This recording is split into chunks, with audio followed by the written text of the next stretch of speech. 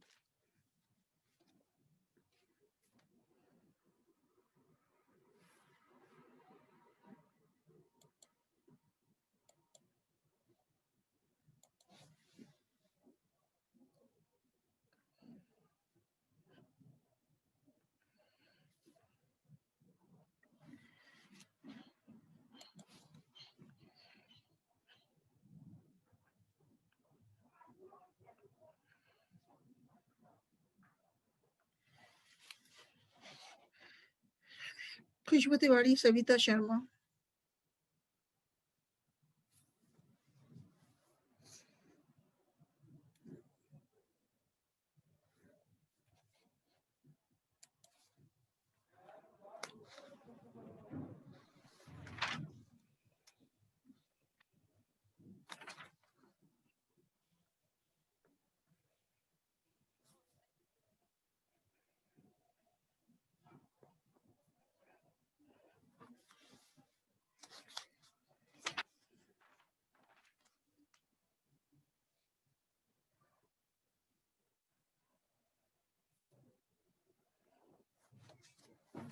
पूजा सामोटा, शालू प्रजापति, सविता शर्मा, खुशबू तिवारी, सोनाक्षी, शिवानी, गरिमा।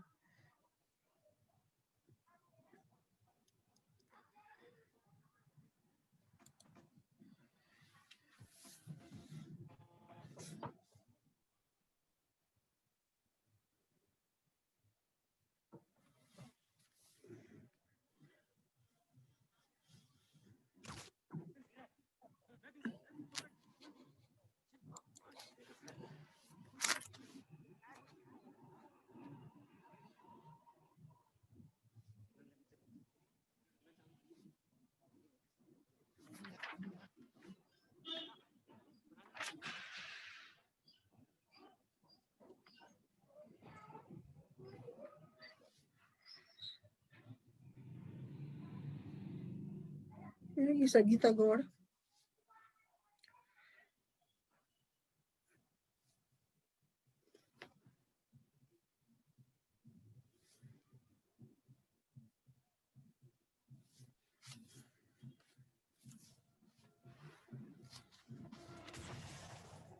Ma'am Sonakshi के percent लगा दो। गाइस सोनाक्षी लगा दी। सोनाक्षी आपकी क्या मैम आवाज ही नहीं आ रही है? लगा दी बेटे, लगा दी सोनाक्षी। आवाज आ रही है? अब आवाज आ रही है सोनाक्षी? आवाज आ रही है ना सोनाक्षी? हाँ मैम आ रही। ठीक है बेटे, नेटवर्क को चेक कर लूं, आवाज आ रही है ना?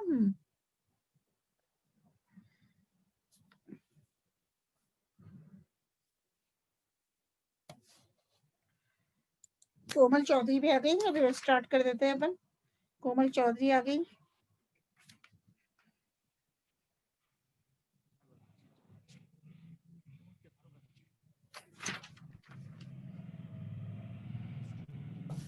हाँ बेटा, आज करते हैं अपन रसारोहण की बात करेंगे। Ascent of SAP in the plants. तो रसारोहण, एसेंट ऑफ सैप होता क्या है? तो आप सभी लोग जानते हो, भूमि पौधों के भूमिगत भाग जड़ से जल का गुरुत्वाकर्षण के विपरीत पौधे के शीर्ष तक स्थानांतरण रसारोहण कहलाता है। पादप जड़ों द्वारा जल का अवशोषण करते हैं तथा वायवीय भाग मुख्य रूप से पत्तियां अधिकतर अवशोषित जल का ट्रांसपिरेशन के रूप में उपभोग करते हैं। इसके लिए अवशोषित जल का अधिकतर भाग जड़ों से स्थानांतरित होकर पादप शीर्ष तक पहुंचता है। कुछ वृक्षों में जैसे कि यूकेलिप्टस तथा सीकोया जाइजेंटिया में यह दूरी 100 से 130 मीटर तक होती है। जल पादप के वायवीय शीर्ष तक गुरुत्वाकर्षण बल के विपरीत किस प्रकार पहुंचता है, यह एक विवादग्रस्त प्रश्न है, जिसका उत्तर विभिन्न वैज्ञानिकों ने विभिन्न प्रकार से दिया है। एक स्लाइड शेयर करती हूँ आप लोगों के साथ, रसारोहण एसेंट ऑफ सेप की। तो देखना बेटा, एसेंट ऑफ सेप इसको अपन कहते हैं रसारोहण। तो रसारोहण क्या है? The water is absorbed by the plant by the roots. कोमल चौधरी को एडमिट कर रही हूँ पहले। The water after being absorbed by the roots is distributed to all parts of the plant, excess of which is lost through transpiration. In order to reach the topmost parts of the plant, the water has to move upward through the stem. This upward movement of water is called as ascent of sap. आप सभी लोग जानते हो बेटा, जब water roots के द्वारा अवशोषित कर लिया जाता है तो इस वाटर को जो कि रूट्स अवशोषित कर लेती हैं वो सभी पार्ट्स ऑफ द प्लांट के पादप के सभी भागों में डिस्ट्रीब्यूट हो जाता है और water reaches the top most parts of the plant. जब वाटर कहाँ जाता है? जो वाटर रूट्स के द्वारा अवशोषित किया जाता है वो water has to move upward, वो अपवर्ड मूव करता है थ्रू द स्टेम। मतलब the upward movement of water is called as ascent of sap. Ascent of sap can be studied under the following two heads. एक तो है path of ascent of sap, मतलब रसारोहण का पथ क्या है, और mechanism of ascent of sap, रसारोहण का मैकेनिज्म क्या है, मतलब रसारोहण के सिद्धांत क्या है। अभी अपन बात करेंगे रसारोहण का पथ, मतलब path of ascent of sap. It is well established the ascent of sap takes place through xylem. मतलब अपन बात किसकी करेंगे? रसारोहण एसेंट ऑफ सेप का पथ क्या है? तो जल का स्थानांतरण जाइलम तत्वों, विशेष रूप से वाहिकाओं तथा वाहिनिकाओं के द्वारा होता है। मतलब जब भी जल का स्थानांतरण होता है तो जाइलम में जो वेसल्स व ट्रैकिट्स होते हैं उनके द्वारा जल का स्थानांतरण होता है। इसके अतिरिक्त जल के संवहन तथा रसारोहण में फ्लोएम का कोई योगदान नहीं होता। मतलब केवल जाइलम एलिमेंट्स ही एसेंट ऑफ सेप में मदद करते हैं, लेकिन फ्लोएम का रसारोहण में कोई भी भूमिका नहीं होती। मतलब जल का स्थानांतरण केवल वाहिकीय तत्वों, ट्रैकरी एलिमेंट्स के द्वारा होता है और इन्हें कुछ प्रयोगों द्वारा प्रमाणित किया जा सकता है। मतलब याद करने की चीज क्या है? जो एसेंट ऑफ सेप है उसमें जाइलम एलिमेंट्स, वेसल्स एंड ट्रैकिट्स महत्वपूर्ण भूमिका अदा करते हैं, लेकिन फ्लोएम का रसारोहण में एसेंट ऑफ सेप में कोई योगदान नहीं होता। और एसेंट ऑफ सेप को, रसारोहण के पथ को अपन कुछ प्रयोगों द्वारा सिद्ध कर सकते हैं। पहला प्रयोग क्या है बेटा? Ringing experiment. रिंगिंग एक्सपेरिमेंट में एक स्लाइड शेयर वापस कर रही हूँ आप लोगों के साथ। रिंगिंग एक्सपेरिमेंट तो देखना, it can be shown by the following experiment. ये है रिंगिंग एक्सपेरिमेंट, इसको की कहते हैं वलयन प्रयोग। हिंदी क्या है? वलयन प्रयोग। तो a leafy twig from a tree is cut under water and placed in a beaker filled with water. मतलब एक लीफी ट्विग को काट कर, मतलब एक ट्री से, वृक्ष से एक लीफी ट्विग को मतलब काट लिया जाता है और इस लीफी ट्विग को जो आप देख रहे हो पानी में एक बीकर के अंदर रख दिया जाता है। मतलब ये देख रहे हो पानी बीकर है, ये बीकर में अपन ने पानी भर रखा है और इस बीकर में जिसमें कि पानी भरा हुआ है उसमें एक लीफी ट्विग को अपन रख देते हैं। और रिंग ऑफ बार्क, ये लिख रहा है रिंग ऑफ बार्क, इस लीफी ट्विग से अपन एक बार्क को, इसके बार्क मतलब छाल को चाकू से उतार लेते हैं। Ring of bark is removed from the stem, एक छाल को, स्टेम की छाल को अपन चाकू की सहायता से काट देते हैं, उतार लेते हैं। After some time, it is observed that the leaves above the ringed part of the stem remain fresh. कुछ समय बाद अपन देखते हैं कि जो पत्तियां हैं, रिंग्ड पार्ट के ऊपर वाली पत्तियां फ्रेश होती हैं और ग्रीन होती है। It is because water is being continuously supplied to the upper part of the twig through the xylem. तो अपन देखते हैं, अपने डायग्राम देखा तो जड़ों द्वारा अवशोषित जल का ऊपर की ओर संवहन जाइलम ऊतक द्वारा होता है।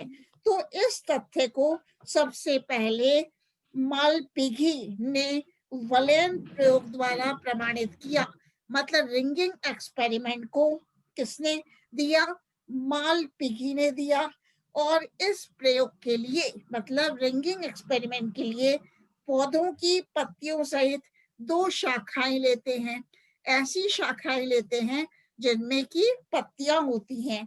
तो पौधों की पत्तियों सहित 2 शाखाएं लेते हैं। एक शाखा की लगभग 2 सेंटीमीटर भाग की छाल वलय के रूप में फ्लोएम सहित चाकू से उतार ली जाती है। मतलब एक शाखा की जो छाल है वो वलय के रूप में फ्लोएम के साथ चाकू की सहायता से उतार लेते हैं। तो मतलब लीफी ट्विग में से अपन ने क्या रिमूव कर दिया? एक तो छाल रिमूव कर दी, छाल को हटा दिया, वह फ्लोएम को हटा दिया चाकू की सहायता से। तो जब फ्लोएम भी हट गया बेटा, बार्क भी हट गया, तो केंद्रीय जाइलम भाग बचा रहता है। अब दूसरी शाखा के लगभग 2 सेंटीमीटर भाग से जाइलम को नुकीले चाकू की सहायता से इस प्रकार हटाते हैं कि फ्लोएम व अन्य बाह्य ऊतक कम से कम क्षतिग्रस्त हों। दूसरी शाखा जो अपन ने ली उसमें से चाकू की सहायता से अपन जाइलम को हटा देते हैं, लेकिन फ्लोएम व बाह्य ऊतक को चाकू की सहायता से नहीं हटाते हैं। मतलब दूसरी शाखा में केवल जाइलम को ही हटाया जाता है, वह फ्लोएम को चाकू की सहायता से नहीं हटाया जाता। फ्लोएम क्षतिग्रस्त नहीं होना चाहिए। तो इस प्रकार हम देखते हैं इस शाखा में जाइलम के अलावा सभी ऊतक उपस्थित होते हैं। दूसरी शाखा है जिसमें से अपन ने जाइलम रिमूव कर दिया, तो सभी ऊतक उपस्थित रहते हैं जाइलम के अलावा। तो इन दोनों शाखाओं को, एक में मनीषा देनवाल आ गई, इन दोनों शाखाओं को जल से भरे बीकर में इस प्रकार रखते हैं कि आधारी भाग जल में डूबे रहें। कुछ समय पश्चात हम देखते हैं कि जाइलम युक्त शाखा की पत्तियां स्फीत बनी रहती हैं, जबकि जाइलम रहित शाखा की पत्तियां मुरझा जाती हैं। अतः यह स्पष्ट होता है कि जल जाइलम ऊतक द्वारा ही ऊपर चढ़ता है। तो अपन ने रिंगिंग एक्सपेरिमेंट में ये देखा बेटा, ये मालपिघी द्वारा दिया गया था। तो इसमें अपन ने देखा कि पौधों की पत्तियों सहित 2 शाखाएं लेते हैं। एक शाखा में से तो बार्क को, छाल को फ्लोएम सहित चाकू की सहायता से उतार दिया जाता है, और इस शाखा में जिसमें कि फ्लोएम रिमूव कर दिया, व छाल बार्क को रिमूव कर दिया, जाइलम एज इट इज रहता है, जाइलम बचा रहता है। और दूसरी शाखा में अपन क्या करते हैं? दूसरी शाखा में से अपन फ्लोएम को कोई क्षति नहीं पहुंचाते, बल्कि जाइलम को चाकू की सहायता से हटा दिया जाता है। तो अपन बाद में देखते हैं कि दोनों शाखाओं को, एक में से तो जाइलम रिमूव कर दिया, एक में से फ्लोएम व बार्क रिमूव कर दी, तो इन दोनों शाखाओं को जल से भरे बीकर में इस प्रकार रखते हैं कि इनका आधारी भाग जल में डूबा रहे। और बाद में अपन ये देखते हैं कि जाइलम युक्त शाखा की पत्तियां स्फीत रहती हैं। एक जो शाखा थी जिसमें कि जाइलम बचा रहता है, उसकी जो पत्तियां हैं वो तो स्फीत रहती हैं, लेकिन जिस शाखा में से अपन ने जाइलम को रिमूव कर दिया था, उस शाखा की पत्तियां मुरझा जाती हैं। तो इससे क्या स्पष्ट होता है बेटा कि जल जाइलम ऊतक द्वारा ही ऊपर चढ़ता है। अब एक बार मनीषा देनवाल को मैं एडमिट कर देती हूँ। मनीषा देनवाल और मोनिका चौधरी। मनीषा देनवाल आ गई है, मनीषा देनवाल व मोनिका चौधरी। मोनिका चौधरी, तो ये तो था बेटा अपना एक एक्सपेरिमेंट जो कि वलयन प्रयोग के नाम से इसको जानते हैं, रिंगिंग एक्सपेरिमेंट। दूसरा प्रयोग क्या है? अभिरंजक गमन, मूवमेंट ऑफ डाइज, अभिरंजक गमन। तो इसके लिए बाल्सम पादप की एक तरुण शाखा लेते हैं। इस शाखा को इयोसिन रंजक के तनु विलियम से भरे बीकर में रखते हैं।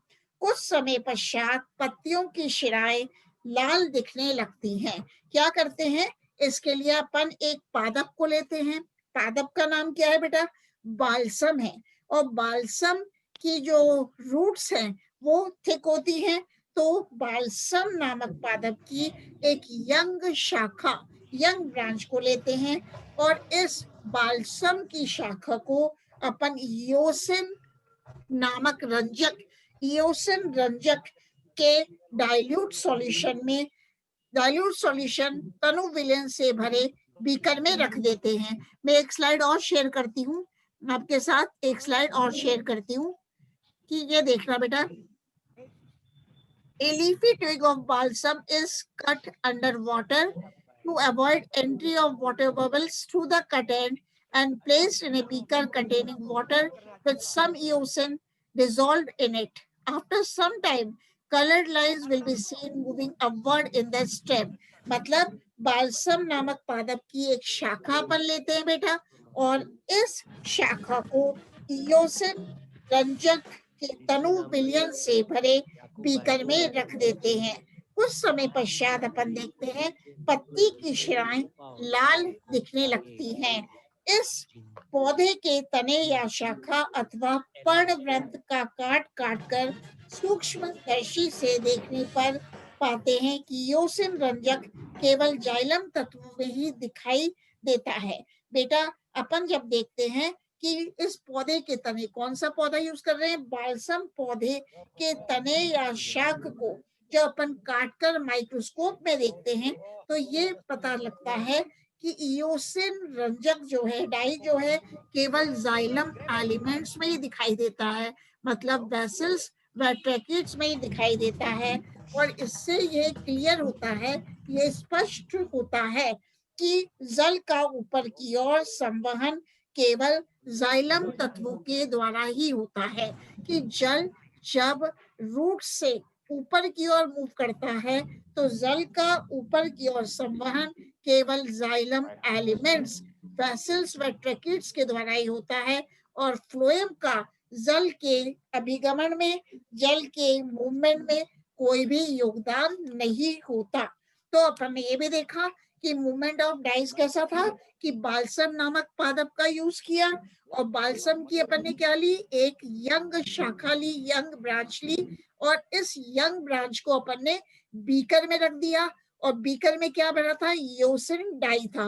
कुछ समय पश्चात अपन देखते हैं कि इसकी पत्तियों की शिराएं लाल दिखती हैं, जो पत्तियों की वेन्स हैं वो रेड कलर की दिखती हैं, और इस पौधे की, बाल्सम पौधे की तने या शाख को जहां पर माइक्रोस्कोप में देखते हैं तो देखते हैं कि योसिन रंजक केवल जाइलम तत्वों में ही दिखाई देता है। तीसरा अपन बात करते हैं ब्लॉकेज एक्सपेरिमेंट। ब्लॉकेज एक्सपेरिमेंट नाम क्या है? अवरुद्ध प्रयोग। तो इसमें क्या करते हैं? काष्ठीय पादप की दो टहनियां लेते हैं। एक पादप है जो कि वुडी प्लांट है, उसकी अपन दो ट्विक्स लेते हैं, दो टहनियां लेते हैं, और काष्ठीय पादप का नाम क्या है? टिलिया है। अब इनके आधारी भाग को चाकू से इस प्रकार छीलते हैं कि जाइलम व फ्लोएम को अलग अलग मोम से ढक देना संभव हो। तो एक स्लाइड और शेयर करती हूँ, एक स्लाइड में और शेयर करती हूँ आपके साथ। ये देखना, ये वाला है थ्योरीज है, ये तो एसेंट ऑफ सेप इसमें नहीं दिखाया। दूसरी स्लाइड शेयर करते हैं आपके साथ। Shut. Hey. Calm down. Phone. हाँ बेटा, ये देखना, experiment to show the xylem is a path of water conduction, that most of the water is translocated in the xylem can easily be demonstrated by a simple experiment. In this experiment, two small shoots of a woody plant are taken. ये देखना बेटा, एक है experiment to show the path of water in the stem. तो ये अपने लिए टीलिया plant की शाखा लिए, टहनी लिए, और टीलिया प्लांट के इनके आधारी भाग को चाकू की सहायता से, बेटा आधारी भाग दिख रहा है, इनके आधारी भाग को चाकू नाइफ की सहायता से इस प्रकार छीलते हैं कि जाइलम व फ्लोएम को अलग अलग मोम से ढक देना संभव हो। इनमें से स्लाइड क्या बेटा, क्या हुआ? स्लाइड शो ही नहीं हुई हमको यूं। स्लाइड शो हो रही है ना बेटा? स्लाइड शो नहीं हुई? एक बार दिखाते हैं बेटा, रुको, अभी स्लाइड शो करते हैं बेटा, अभी एक मिनट। स्लाइड शो नहीं हुई, अब देखना बेटा, एक मिनट, स्लाइड शो नहीं हुई तो देखते हैं बेटा एक बार। अब शो हो रही है बेटा स्लाइड? ये रही बेटा, हो रही है, अब तो दिख रही होगी, है ना? तो देखना बेटा, एक प्लांट है, मतलब किसका प्लांट लिया है? टिलिया का। दूसरा प्लांट भी टिलिया का है, दूसरी शाखा भी टिलिया की है। तो इनमें से एक टहनी के आधारी भाग पर जाइलम को व दूसरी टहनी के फ्लोएम को पिघले मोम द्वारा अवरुद्ध कर देते हैं। तो ये स्लाइड में देख रहे हो बेटा, phloem is blocked with the wax. ये टहनी है, किसकी टहनी है? टिलिया की। इसमें से फ्लोएम को अपन ने ब्लॉक कर दिया, किसके द्वारा? वैक्स के द्वारा, मोम के द्वारा। और दूसरी एक्सपेरिमेंट में क्या है? जाइलम को अपन ने ब्लॉक कर दिया, किसके द्वारा? मोम के द्वारा, वैक्स के द्वारा। मतलब ये देखना, in this experiment two small shoots of a woody plant are taken. दो शूट्स हैं, दो स्मॉल शूट्स हैं, their cut ends are so prepared that in one shoot phloem is blocked. एक में तो फ्लोएम को ब्लॉक कर दिया with wax, while in the other xylem is blocked। एक में क्या किया है बेटा? एक में तो वैक्स की सहायता से, मोम की सहायता से फ्लोएम को ब्लॉक कर दिया, फ्लोएम को अवरुद्ध कर दिया। वह दूसरे उसमें क्या किया? जाइलम को मोम की सहायता से, वैक्स की सहायता से ब्लॉक कर दिया। तो अपन देखते हैं, after some time the shoot with his xylem blocked shows wilting. तो ये क्या पाएंगे? इस शूट में जिसमें कि जाइलम को ब्लॉक किया गया था, वो मुरझा जाता है, and the shoot with his phloem block remains unaffected. और उस प्लांट की शाखा जिसमें कि केवल फ्लोएम को ही ब्लॉक किया गया था, वो अप्रभावित रहता है। तो इसमें क्या देखा अपन ने कि इन्हें जल से भरे बीकर में रख देते हैं। वापस बोल रही हूँ, काष्ठीय पादप टिलिया की दो टहनियां लेते हैं। अब इनके आधारी भाग को चाकू से इस प्रकार छीलते हैं कि जाइलम व फ्लोएम को अलग अलग मोम से ढक देना संभव हो। इनमें से एक टहनी के आधारी भाग पर जाइलम को अवरुद्ध कर देते हैं, जो अपन ने देखा अभी स्लाइड में। दूसरी टहनी के फ्लोएम को पिघले मोम द्वारा अवरुद्ध कर देते हैं तथा इनको जल से भरे बीकर में रख देते हैं। तो कुछ समय पश्चात देखते हैं कि जाइलम अवरुद्ध टहनी मुरझा जाती है, जबकि फ्लोएम अवरुद्ध टहनी पीठ बनी रहती है। फ्लोएम अवरुद्ध टहनी स्फीत बनी रहती है। इससे स्पष्ट होता है कि केवल जाइलम ही जल के आरोहण के लिए उत्तरदायी है, फ्लोएम नहीं। मतलब जब अपन टहनी के एक भाग को, टहनी के एक भाग का मतलब टहनी के आधारीय भाग को जाइलम को अवरुद्ध कर देते हैं, जाइलम को जो अवरुद्ध कर दिया बैक से, तो क्या हो गया कि वो प्लांट जिसमें कि जाइलम को अवरुद्ध किया गया है वो शाखा मुरझा जाती है। मतलब अपन ये देखते हैं जाइलम ही आरोहण के लिए उत्तरदायी है, जाइलम ही जल के आरोहण के लिए उत्तरदायी है, फ्लोएम एसिड ऑफ सेप के लिए रिस्पॉन्सिबल नहीं है। अब इस प्रकार इन प्रयोगों से स्पष्ट होता है कि जल का परिवहन केवल जाइलम वाहिकीय तत्वों के द्वारा होता है, जिसमें इनकी भित्तियों का सूक्ष्म योगदान होता है। अब अपन बात करते हैं थ्योरीज ऑफ एसेंट ऑफ सेप, रसारोहण के सिद्धांत क्या क्या है, इसकी बात करेंगे। थ्योरीज ऑफ एसेंट ऑफ सेप, रसारोहण के सिद्धांत क्या क्या है। तो रसारोहण की क्रियाविधि क्या है बेटा, रसारोहण की क्रियाविधि को समझाने के लिए कई प्रकार के सिद्धांत प्रस्तुत किए गए हैं। इनमें से 3 सिद्धांत हैं।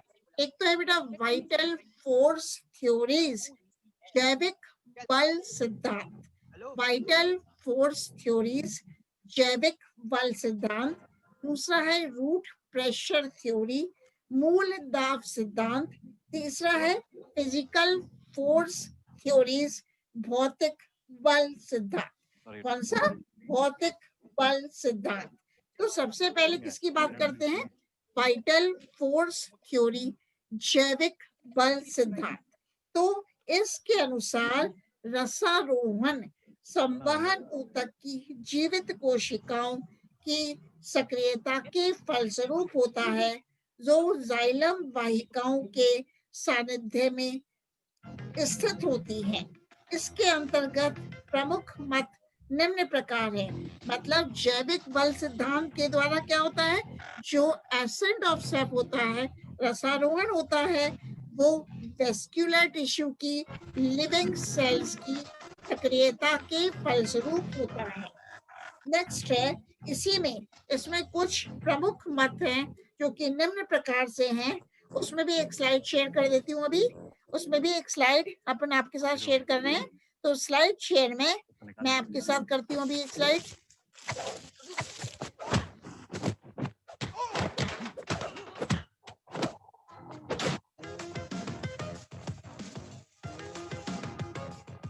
बेटा किसकी आवाज आ रही है, किसने क्या चला रखा है।